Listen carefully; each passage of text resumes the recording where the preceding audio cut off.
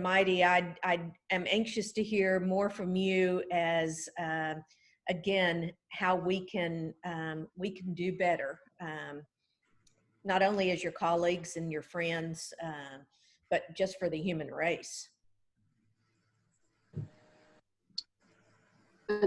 I think for me, it's just the opportunity to speak and having opportunities like this to talk. Just to me, this is like an amazing opportunity to show other people that this is a first step. Agreed. And I think also calling it out and naming it when you see it at play, right? I always say that, particularly now with social media, we've gotten better at calling out a racist, right? They might get fired, they may go viral, they may be publicly shamed.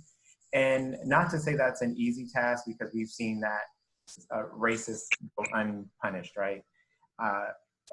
But the more challenging thing is to attack the system that supports that type of behavior. And I feel like that's where we need allyship.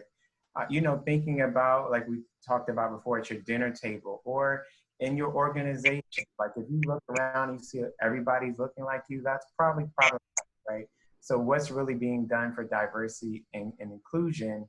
And because it's not just about the person's race, but like Cassandra mentioned, you bring your lived experience with you, you bring all those other tools with you to help shape the conversation and discourse when we're talking about programs or policies, or even working to change the hearts and minds of those who subscribe to racist ideologies without maybe understanding that they do.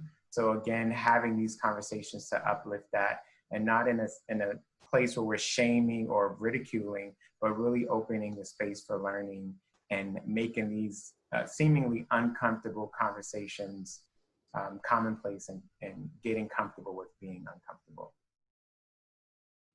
Thanks for watching, and remember to subscribe.